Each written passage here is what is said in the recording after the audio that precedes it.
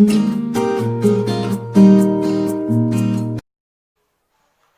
Student, अभी हम लेते हैं सबसे इंपॉर्टेंट टॉपिक, यानी अभी इटली एंड जर्मनी कैसे बना है उनके बारे में हमने चर्चा की है। और उसके बाद अभी हम लेते हैं इसके बाद का सबसे इंपॉर्टेंट टॉपिक का नाम है the strange case of Britain. यहाँ पर दिया है the strange case of Britain. इसका मीनिंग आपको समझना है। इसका मतलब होता है कि ब्रिटेन की अजीब दास्तान या फिर ब्रिटिश की एक नई कहानी। तो एक्चुअली ये क्या हुआ था, सबसे पहले हम यहाँ पर स्टार्ट कर रहे हैं इस टॉपिक पर। तो पहले इन 18th सेंचुरी में क्या हुआ। इन द 18th सेंचुरी में ऐसा कोई ब्रिटिश नाम का कोई देश कहीं पर भी एग्जिस्टेंस में था नहीं। तो एक्चुअली उस टाइम में ये मान सकते हैं कि ब्रिटिश जहां पर उन्होंने ये कंट्री की कॉन्सेप्ट या स्टेट की कॉन्सेप्ट वहां पर उन्होंने बनाई थी। लेकिन ऐसा हम डायरेक्टली भी नहीं कर सकते कि ब्रिटिश यूरोपियन कंटिनेंट में एक ब्रिटिश नेशन स्टेट के बारे में वहां पर ऐसा कुछ शुरुआत वहां पर हुआ नहीं। तो वहां पर कुछ आंतरिक प्रॉब्लम वहां पर बढ़ने लगे, यानी यानी एक आप हम डायरेक्ट कर सकते हैं इंटरनल कॉन्फ्लिक्ट वहां पर हो गए। वो इंटरनल कॉन्फ्लिक्ट कौन से थे वो हमें अभी यहाँ पर स्टार्ट करना है।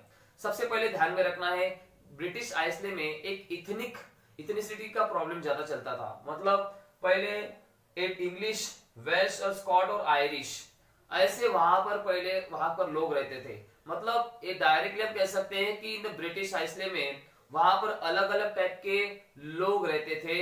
यानी कुछ लोग जो थे वेल्श थे, कुछ लोग स्कॉट थे, कुछ आयरिश थे और कुछ इंग्लिश थे। तो ये वहां पर एक ही जगह पर रहते थे और मतलब यूरोपियन कंटिनेंट में एक जगह पर वो हमेशा रहते थे। लेकिन क्या हुआ, बाद में इनके अंदर इंटरनल कॉन्फ्लिक्ट होने लगा। इंटरनल कॉन्फ्लिक्ट का मतलब ये होता है कि आपने हम में से सबसे ज्यादा ग्रेट कौन है। तो एक्चुअली यहाँ पर अभी इसमें कौन से प्रॉब्लम आए हम अभी यहाँ पर देखना चाहते हैं। सबसे पहला प्रॉब्लम ये आया कि उसमें कि जो इंग्लिश पीपल थे, तो इंग्लिश पीपल का दबदबा वहां पर ज्यादा रहा। मतलब बाकी जो वेल्स थे, स्कॉट थे, आयरिश थे, इनसे भी ज्यादा वो पावरफुल थे। इस वजह से वहां पर क्या हुआ कि इन्होंने मतलब इंग्लिश लोगों ने क्या किया, अपना ज्यादा वहां पर एग्जिस्टेंस बनाना शुरू कर दिया। अपने को खुद उन्होंने ज्यादा इंपॉर्टेंस देना शुरू कर दिया और पॉलिटिकल राइट्स जो है और इकोनॉमिकल राइट्स जो है उन्होंने अपने हाथ में रखना शुरू कर दिया। ये जो बात है, वहां के जो लोग थे, जैसे वहां पर वेल्स थे, स्कॉट थे, आयरिश थे, इनको ये बात बिल्कुल पसंद नहीं आती थी। फिर भी क्या हुआ, इनके वेल्थ की वजह से, उनके पास होने वाले प्रॉपर्टी के कारण, उनके पास जो पावर था, इनकी वजह से हमेशा इंग्लिश लोगों ने उनको हमेशा अपने पैरों के नीचे दबाना शुरू रखा। जिसकी वजह से क्या हुआ, स्कॉटलैंड का यहाँ पर पहले इस पैराग्राफ में एक प्रॉब्लम दिया हुआ है। तो एक्चुअली स्कॉटलैंड का क्या हुआ, यहाँ पर स्टार्टिंग में आता है कि British island, English, Wales and Scot and Irish करके दिया। English nations grew in the wealth and importance and power. English Parliament which had seized power from the monarchy in 1688. तो एक्चुअली क्या हुआ वहां पर इन 1688 में मोनार्की हो गई। और सबसे ज्यादा इंपॉर्टेंट बात यह हुआ कि वहां पर इंग्लिश लोगों का दबदबा ज्यादा बढ़ता गया और मतलब इंग्लिश वालों को ज्यादा इंपॉर्टेंट मिला। और बाकी जो वेल्स थे, स्कॉट और आयरिश थे, उनको वहां पर कोई भी इंपॉर्टेंस नहीं था।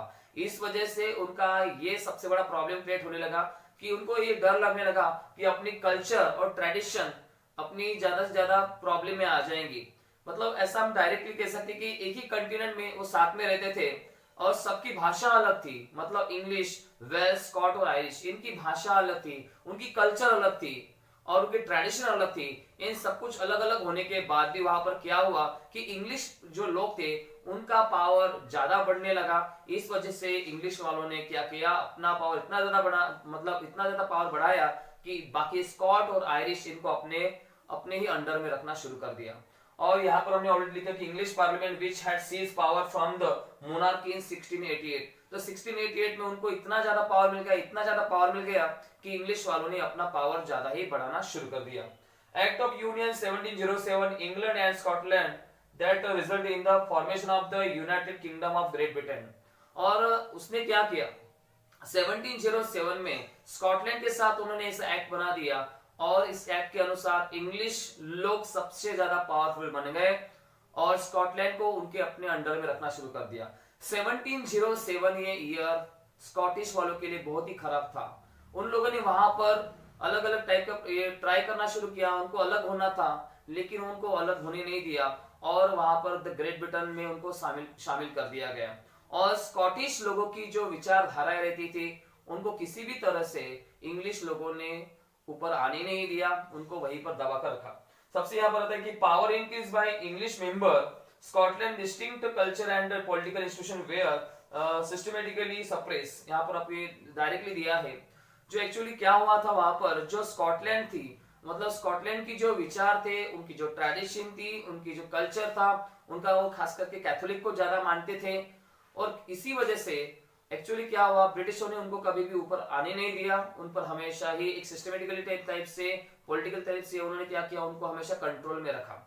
और इसी सभी और स्कॉटलैंड जो लोग थे वो पूरे के पूरे कैथोलिक थे और कैथोलिक होने की वजह से उनकी अपनी विचारधाराएं थी, अपने एक कल्चर था, लेकिन इंग्लिश लोगों ने उनको हमेशा अपने कंट्रोल में रखा। और इस वजह से क्या हुआ, क्योंकि power increase by English member and Scotland distinct culture and the political institution were systematically suppressed। यहाँ पर डायरेक्टली दिया है कि जो इंग्लिश लोग थे उनका पावर हमेशा बढ़ता गया, पार्लियामेंट में उनके मेंबर ज्यादा बढ़ गए और पार्लियामेंट में ज्यादा मेंबर बढ़ने के कारण क्या हुआ कि उन्होंने स्कॉटलैंड को अपने पूरे कंट्रोल में रखा और उनको बाहर जाने नहीं दिया। उन्होंने उसको द ग्रेट ब्रिटेन इस पार्ट में उनको ऐड कर दिया, मतलब शामिल कर दिया। और इस वजह से क्या हुआ, सबसे बड़ा प्रॉब्लम तो ये वहां पर हो गया कि जो कैथोलिक स्कॉटिश हाईलैंड टाइप के लोग थे वहां पर, उनकी जो कल्चर थी वहां की, उनको हमेशा उन्होंने दबा कर रखा, उनको कभी ऊपर आने नहीं दिया। उन्होंने उनकी जो गायलिक लैंग्वेज थी वो भी बोलने के लिए वो मना करते थे और सबसे इंपॉर्टेंट बात थी वो कैथोलिक पर ज्यादा अन्याय करने लगे।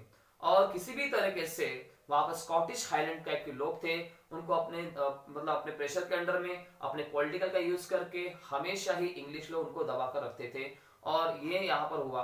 और आपको ये ध्यान में रखना है कि हमेशा वहां पर स्कॉटिश वाले लोगों पर ज्यादा अन्याय होता गया और उन्हें यहाँ पर सबसे बड़ा प्रॉब्लम ये क्रिएट होने लगा कि जो कैथोलिक जो रिलीजन था वहां का और वहां के जो स्कॉटिश लोगों की जो एक लैंग्वेज थी गायलिक लैंग्वेज, और उनका यूनिफॉर्म जो हमेशा वो पहनते थे वो भी पहनने के लिए उनको वहां पर अलाउड नहीं किया। तो इस वजह से सिर्फ इंग्लिश लोगों ने अपना पावर ज्यादा बढ़ाना शुरू कर दिया और बाकी लोगों का पावर हमेशा कंट्रोल में रखा।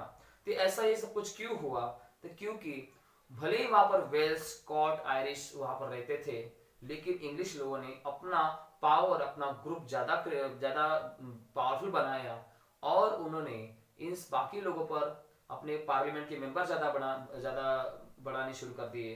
पॉलिटिकल पावर उन्होंने पूरा अपने हाथ में ले लिया और बाकी की कल्चर ट्रेडिशन जो थी उनको उन्होंने वहां पर ही दबा कर रखा, उनको ऊपर आने नहीं दिया। तो ये आपको ध्यान में रखना है, इस टाइप से वहां पर मतलब ब्रिटेन में ये घटना हो गई। अभी हम लेते हैं, हेलो स्टूडेंट, अभी हम लेते हैं सबसे इंपॉर्टेंट टॉपिक का नाम है the strange case of Britain. में हमने अभी एक पॉइंट लिया था और वो था स्कॉटलैंड पर किया गया अन्याय। एक्चुअली क्या हुआ कि इंग्लिश लोगों ने, मतलब ब्रिटिश लोगों ने खास करके वहां पर जो स्कॉटिश पीपल थे उन पर अन्याय किया। वैसा ही सेम काम किया गया था आयरलैंड के साथ। तो आयरलैंड के साथ क्या हुआ था, मतलब आयरलैंड का हमने प्रॉब्लम्स करके हमने एक सब पॉइंट बनाया है, वो पॉइंट हमें अभी देखना है। एक्चुअली क्या हुआ कि आयरलैंड में दो टाइप की पॉपुलेशन वहां पर ज्यादा थी, एक थे कैथोलिक और एक थे प्रोटेस्टेंट। और कैथोलिक और प्रोटेस्टेंट में एक ऐसा था कि ब्रिटिश लोगों ने उनके भी देश में जाकर, मतलब वहां के पार्ट में भी जाकर उन्होंने क्या किया, अपना इंपॉर्टेंट ज्यादा बनाने का उन्होंने सोचा। और बाद में क्या किया, वो इंग्लिश जो थे वो खास करके ध्यान में रखना है वो प्रोटेस्टेंट को ज्यादा मानने वाले थे और कैथोलिक को ज्यादा इंपॉर्टेंट वो देते नहीं थे। और बाद में क्या किया कि आयरलैंड में जाकर उन्होंने वहां के प्रोटेस्टेंट को उन्होंने ज्यादा सपोर्ट किया, उनको ज्यादा हेल्प की और वो कैथोलिक के खिलाफ में जाते गए। और इस वजह से क्या हुआ कि वहां के जो कैथोलिक थे वो पूरे के पूरे हर्ट हो गए और वहां पर उनका जो अच्छा ग्रुप था वहां पर ऐसे कॉन्फ्लिक्ट, इंटरनल कॉन्फ्लिक्ट ज्यादा बढ़ने लगे। और इन ब्रिटिशों ने, मतलब खास करके इंग्लिश लोगों ने वहां पर जानबूझकर अपना पावर बढ़ाने के लिए, अपना डोमिनेंस वहां पर बढ़ाने के लिए और खास करके कैथोलिक को अपने कंट्रोल में रखने के लिए उन्होंने ये सब कुछ किया था। और इस वजह से क्या हुआ कि कैथोलिक लोगों ने डायरेक्टली ब्रिटिश के खिलाफ में जाने लगे। हमने एक पॉइंट यहाँ पर लिखा है ऑलरेडी। तो कैथोलिक लोगों ने क्या किया, वो ब्रिटिश के खिलाफ चले गए। उसमें हमने एक नाम भी यहाँ पर लिया है, जिसका नाम यहाँ पर दिया है कि Catholic revolts against British dominance after a failed revolt by Wolfe Tone and he is a United Irishman 1798। Actually क्या हुआ कि जो आगे जो वहां पर जो खासकर एक नाम दिया है वुल्फटन, इन्होंने उनके अंडर में एक वहां पर रिवोल्ट किया गया जो खास करके ब्रिटिशों के खिलाफ में था, लेकिन वो उसमें सक्सेसफुल नहीं हो पाए। और सक्सेसफुल न होने के कारण जो उनका था यूनाइटेड आयरिशमैन था 1798 में, वो एक्चुअली इस रिवोल्ट में हारने के कारण ऐसा वहां पर हो गया कि Ireland was forcefully incorporated into United Kingdom in 1801।